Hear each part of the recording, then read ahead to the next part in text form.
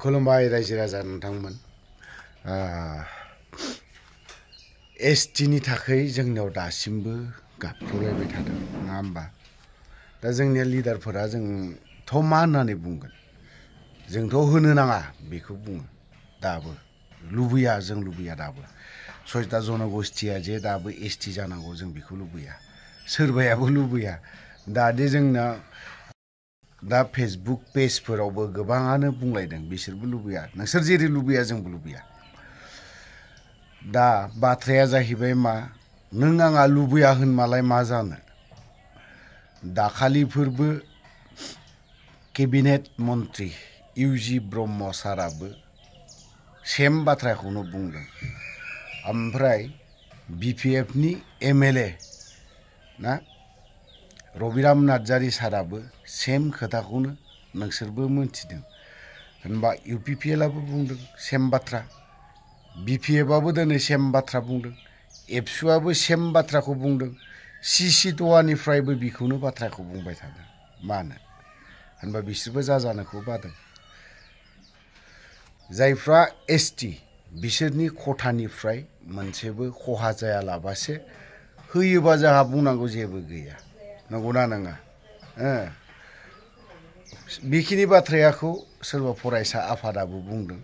लोगोसे सोरबा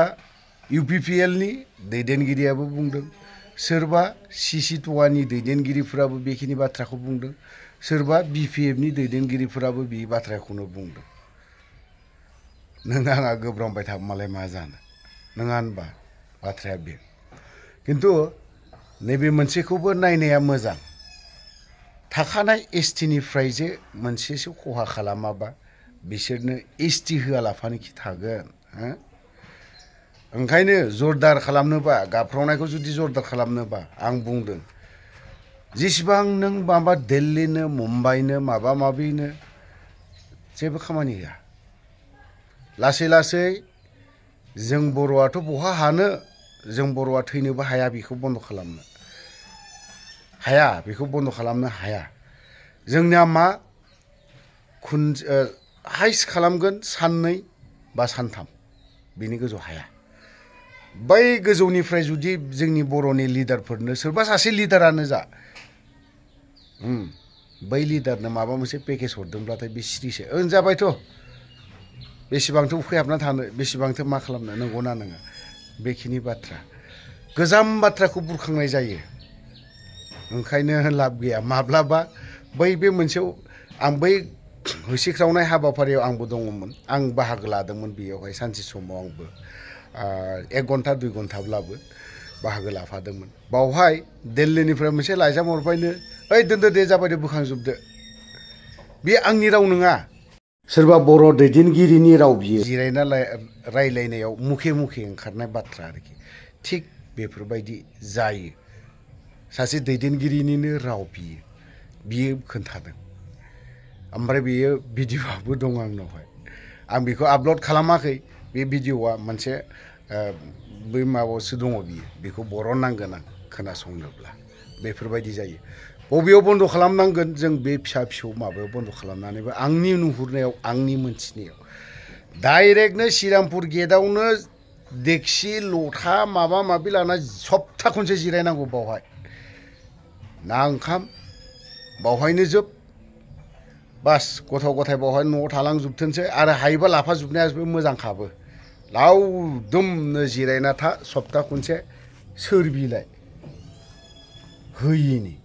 बर'नि पावारखौ जों बावहाय मोनगोन आरोखि मोनथिगोन दाथ' जोंनावथ' आरो माथो दंबावो बर' हारिनाव जेबो गैया जों बुंबाय थायोमोन बर'आ बिराद थागत दाबो बुङो जों बर'आ दिनै खैफोदाव गोग्लैगोन लासैनो थांगोनबो खारन दा एसटी नि मोनफा मोनफा खहा जानो थांगासिनोबो दङ आरो जालांगोनबो दा दाखालि मोनसे जिनिस नुदों आं सार हिमन्त बिश्व शर्मानि सुतियानो बिसोरबो बर'नि जायगायाव हानि पाट्टाखौ मोनगोन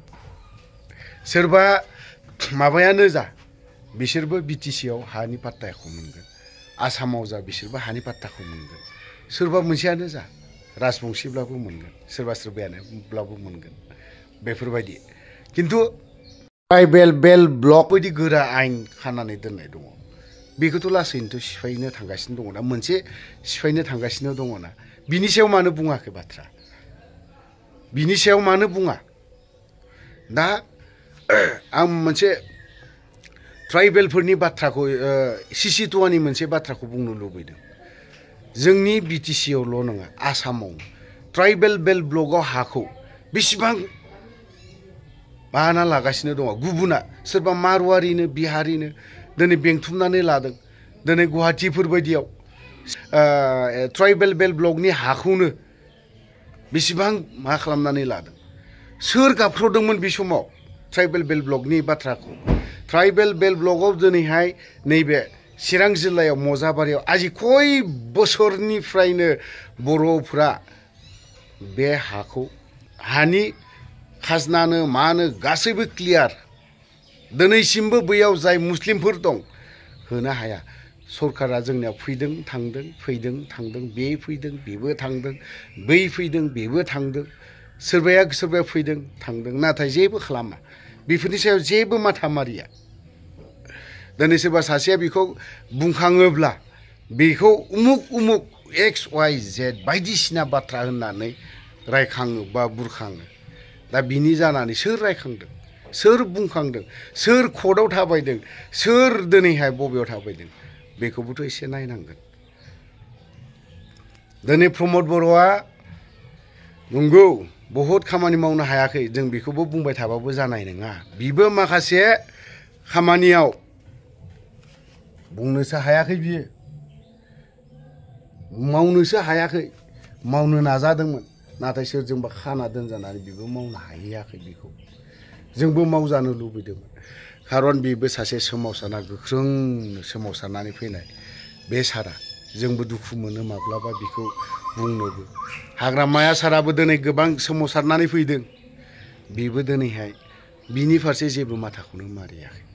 सिन्था खालामाखै जोंनि बर'नि लिडारफ्राना अनलि माखौ लुबैयो सासेल' नङा दे फ्रायानो पावाराव थानांगौ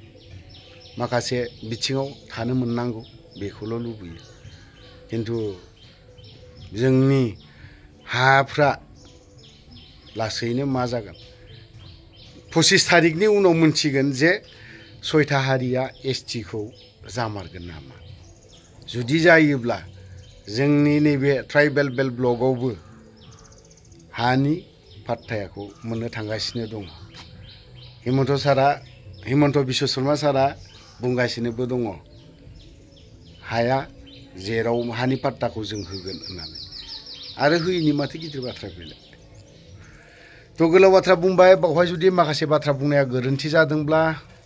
जोंनि बै बे गियानि गुनि दैदेनगिरिफोरनि सायाव